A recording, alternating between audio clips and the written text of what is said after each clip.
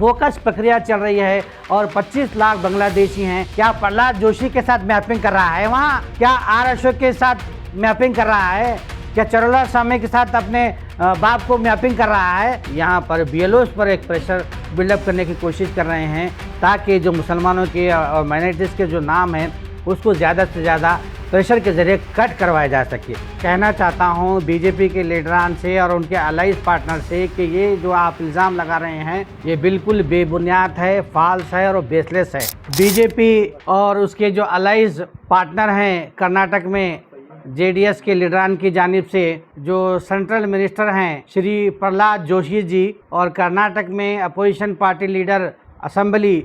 श्री अशोक जी और काउंसिल में जो अपोजिशन पार्टी लीडर हैं चलुवरायस्वामी और कुमार स्वामी जी जो साबिका मुख्यमंत्री हैं कर्नाटक के, उनके जानिब से बाज़ाब्ता एक झूठा और बेसलेस इल्ज़ाम कांग्रेस पार्टी और जो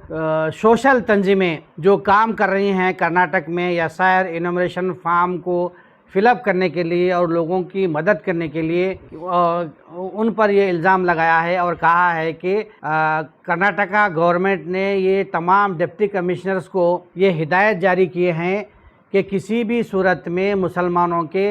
यानी माइनॉरिटीज़ के नाम को डिलीट ना किया जाए। तो मैं इस मौके पर ये कहना चाहता हूँ बीजेपी के लीडरान से और उनके अलाइज पार्टनर से कि ये जो आप इल्ज़ाम लगा रहे हैं ये बिल्कुल बेबुनियाद है, फॉल्स है और बेसलेस है। कहीं से भी ये डिप्टी कमिश्नर्स को, बीएलओज़ को, हमने कई बीएलओज़ को बात की है कि ऐसे डायरेक्शन क्या आपको डिप्टी कमिश्नर की जानिब से दिए गए हैं? उन्होंने कहा कि हमें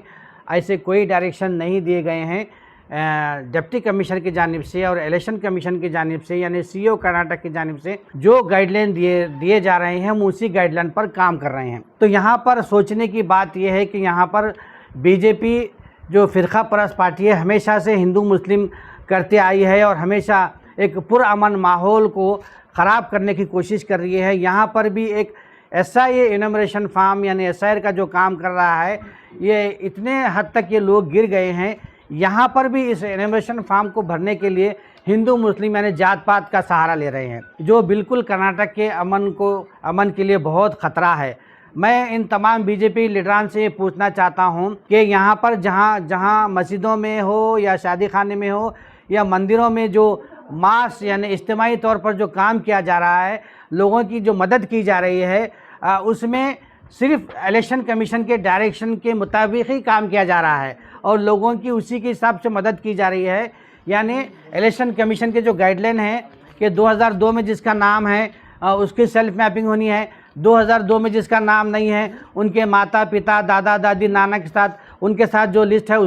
उसको देख के नाम फिलअप करना है और जिसका नाम 2002 में नहीं है उनको फॉर्म नंबर 6 भरना है और जिसका 2002 में भी नाम नहीं है अब 25 में नहीं है उनको भी फॉर्म नंबर 6 भरना है और जिनका 2 जगह से नाम है उनका एक जगह से डिलीट करना है और जिनका नाम गलत है उनको नाम करेक्शन करना है। यही काम हर जगह हो रहा है। लेकिन इन्होंने कहा कि बोकस प्रक्रिया चल रही है और 25 लाख बांग्लादेशी हैं। मैं उस डिटेल में नहीं जाता हूँ। इनको कैसे पता चला कि 25 लाख जो है ना बोकस वोट वहाँ पर मौजूद हैं और इनको वोटर लिस्ट में डालने का काम किया जा रहा है। तो ये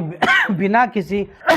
एविडेंस के, सबूत के ये लोग झूठा इल्ज़ाम लगाकर एक तासुर देने की कोशिश कर रहे हैं कि किसी भी सूरत में यहाँ पर बीएलओ पर एक प्रेशर बिल्डअप करने की कोशिश कर रहे हैं ताकि जो मुसलमानों के और माइनॉरिटीज़ के जो नाम हैं उसको ज़्यादा से ज़्यादा प्रेशर के ज़रिए कट करवाया जा सके। मैं उनसे प्रहलाद जोशी से, आर अशोक से और चलुवरायस्वामी से पूछना चाहता हूं कि जहां पर मास के तौर पर, इज्तिमाई तौर पर, कलेक्टिवली जो काम हो रहा है, क्या वहां पर कोई माइनॉरिटीज़ का, मुसलमान का, कोई क्रिश्चियन का, क्या दलित का जो वोटर है, क्या प्रहलाद जोशी के साथ मैपिंग कर रहा है वहाँ? क्या आर अशोक के साथ मैपिंग कर रहा है? क्या चलुवरायस्वामी के साथ अपने बाप को मैपिंग कर रहा है? तो इसको कहते हैं इलीगल। तो ये कहाँ से इलीगल होने की बात आई? ये मैं फिर एक बार इनके स्टेटमेंट के प्रेस मीट को कंडम करता हूं और इलेक्शन कमीशन ऑफ इंडिया और यहाँ के चीफ जो इलेक्टोरल ऑफिसर हैं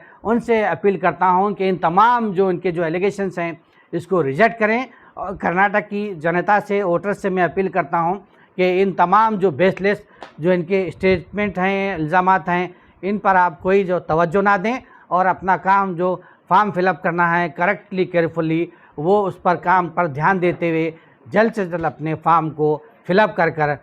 BLO तक पहुँचाएँ।